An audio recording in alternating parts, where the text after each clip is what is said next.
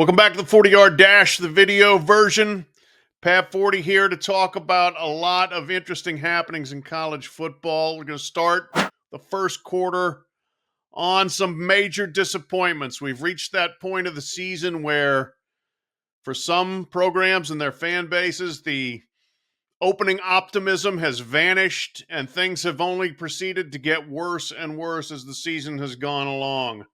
Starting in the Palmetto State, South Carolina, where Clemson and South Carolina both have hit a hard reality. Tigers started the year in the top 5 and have quickly recused themselves from that. They are 1-3 for the first time in more than 2 decades. Their offense is a mess. Their defense is nothing special. They're finding ways to lose games. And they haven't even played that many great teams. Syracuse was the latest team to go into Death Valley and absolutely hand it to Clemson on Saturday. So where Dabo Swinney goes in terms of rallying this group, I don't know. They're 0-2 in the ACC and seem like a long shot to be able to get back into the race there and certainly into the playoff picture. Meanwhile, over in Columbia, things are not much better. Gamecocks started the year number 13 in the polls, but they're 2-2. They've scored 10 touchdowns this year, and only 6 of them are offensive. They're not getting it done. They have Lenora Sellers at quarterback, but there's not enough around him. Certainly can't run the ball very well. Not enough big plays. They were exposed by both Vanderbilt, which punished them, and Missouri, which outlasted them in Columbia. So South Carolina, long way to go to get back into contention, obviously, in the SEC. Also, speaking of the SEC, Florida continues to go from bad to worse for Billy Napier. Now 1-3 there. No offense to speak of. 5-star quarterback DJ Lagway looks broken. I don't know how you fix him, especially with the schedule coming up there. Could not score against South Florida. Could not score against LSU. Could not score against Miami. They're up against it in Gainesville. And also Illinois, which rose up to number 9 in the rankings, probably prematurely, but holy moly, what a terrible performance by the Illini at Indiana. Now, Indiana looks like a wagon. That's a really good team that played extremely well Saturday night, but Illinois rolled over. That was a very dispiriting performance by them, especially in the second half, where there just was not much fight put up there. And it does call to mind a bit of a troubling Brett Bielema trend where when his team is ranked in the preseason, they tend not to live up to those expectations. Maybe this team still can turn it around and they have a big opportunity Saturday at home against USC, but they've got to fix a lot of things that look bad against the Hoosiers. So, tough times for some programs that are seeing their season slip away here early. Second quarter, I want to take a look at the quarterback recruiting class from 2022, because a lot of those guys now are in key positions on prominent teams this season. Guys that were highly recruited and some that were not very highly recruited out of the 2022 quarterback class. We came in, the 5-star guys were Drew Aller, who's the starter at Penn State, is doing fine, but they really haven't played anybody yet, and his statistics are fine. Cade Klubnik, who's struggling at Clemson as a third-year starter there. The guys that are the stars were way down the recruiting list. It's really interesting. This is such a tough position to appraise and for recruiters to get right. And certainly it seems like there was some underrating going on when it came to John Mateer, the quarterback at Oklahoma, who might be the Heisman Trophy favorite at this early juncture. Mateer was the number 124 prospect in the country coming out of Texas. Not a lot of big-time schools interested in him at all. Went to Washington State and obviously made a name for himself there in 3 seasons, transferred to Oklahoma, and has been an immediate hit as a dual threat there. 10 spots down from him at number 134, Fernando Mendoza of Indiana. At one point, he was committed to Yale. Nobody was recruiting him. He ended up getting a late offer from California, took that, went to Cal, worked his way up, was very good last year, and then transferred to Indiana, where they have plugged him in, and he looks fantastic.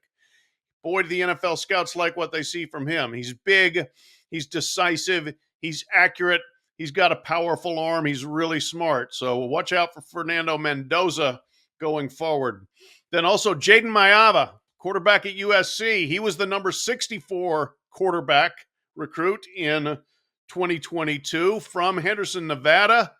Chose to stay local, went to UNLV.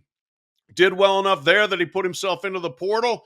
Was actually committed to Georgia, and then the next day said, nope, never mind, I'm going to USC. And he's plugged in to make Lincoln Riley's offense look really good. He's got some great weapons around him at receiver and at running back, but Mayava off to a very good start to this season as well. So underscores exactly how difficult it is to figure out who the best quarterbacks are going to be at a young age. Dash third quarter. Let's take a look at some of the rivalry situations out there. And this is spurred by the SEC's decision this week of who they were going to make the permanent opponents as they move to a 9-game schedule in 2026. They're going to have 3 permanent opponents for each school and 6 rotating ones.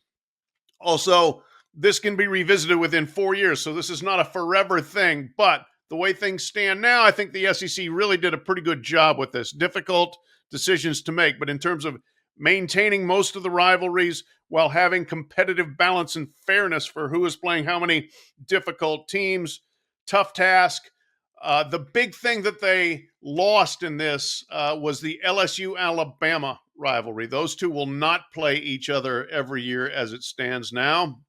And that, frankly, had been probably the best rivalry in college football during the Nick Saban era at Alabama. Number of times where who was going to win the SEC West and thus the SEC and possibly the national championship came down to those two playing each other. So that'll be missed for sure, that early November clash, usually a bunch of pro players on each side and a lot of fan fervor that went into it. But again, these are some of the things that probably had to happen for the SEC to figure out how to balance their schedules. But this is the price that's being paid by realignment and conference expansion. It's just harder to maintain a lot of the games that people have loved over the years. And that's the fault of the leaders of college sports, and college football in particular, where they have discarded what the fans want and opted instead for TV revenue. You see, the latest that's great rivalry that's on the chopping block here could be USC and Notre Dame.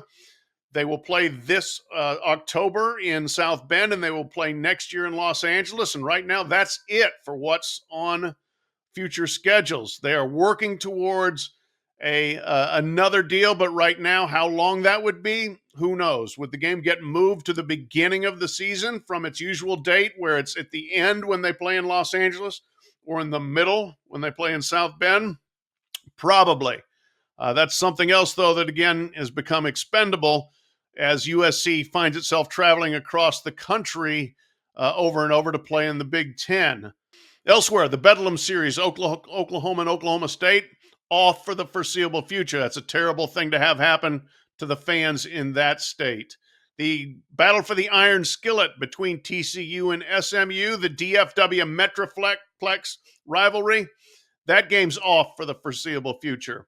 In the Pacific Northwest, the Apple Cup between Washington and Washington State, the Civil War between Oregon and Oregon State, those are still on in one form or fashion, but they're kind of zombie rivalries now because Oregon and Washington leaving the Big Ten basically crippled Oregon State and Washington State, and those programs just simply aren't going to be able to compete on anything close to a level playing field with their in-state rivals. So a lot of things have happened through realignment that are not good for the sport, and what's imperiled some of the rivalries is one of the biggest things.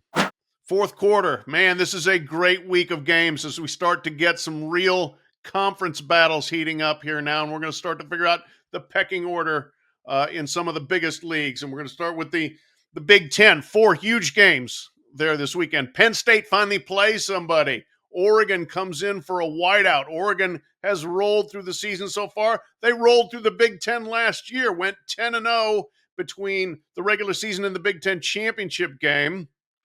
This is going to be a different deal, though, going in for a whiteout game against a Penn State team that I think is very good, but we just don't know for sure because they haven't played anyone yet. Also, Ohio State goes on the road to play Washington, and Washington doesn't lose in Husky Stadium. They've won 22 straight there, but Ohio State doesn't lose, period. They've won 7 in a row. They've won 8 in a row away from Ohio Stadium. That's going to be a really interesting game, I think, there. DeMond Williams, the quarterback from Washington, if you haven't seen him yet, he's a player. Should be a treat to watch him play against a Matt Patricia defense that's really good. Then Indiana goes to Iowa, and Indiana played as well as I've seen a single team play this year when they dismantled Illinois. But it's hard to do that against Kirk Ferentz, and it's hard to do it in Iowa City, where the Hawkeyes are extremely tough, and they just play a style that's going to drag you into a slower game, fewer possessions, more emphasis on field position. I don't think Indiana's going to have it nearly as easy this time around as they did in Bloomington last week. The fourth one, USC, Illinois. USC really on fire offensively, playing extremely well so far. But is that program ready to now go on the road and win in a relatively tough environment? They played Purdue. That's not that tough. Going to Illinois could be a little bit more difficult. Then in the SEC, 2 big games there as well. Alabama at Georgia, LSU at Ole Miss. Kirby Smart can beat everybody but Alabama. He's 1-6 against the Crimson Tide. Can he get the Tide out of his head and win this game between the hedges? Then LSU Ole Miss. Well, turns out that Lane Kiffin's daughter, Landry, is dating LSU linebacker Whit Weeks. And she happened to put that out there on social media this week of all times when those two are playing each other.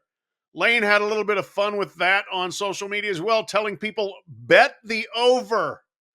What exactly that means, we'll see, other than he thinks maybe the LSU defense and a certain linebacker might be a bit compromised in the middle. Who knows with Lane Kiffin? But that's a big, big game between 2 programs that are undefeated there in the SEC. So a lot to watch this weekend in college football.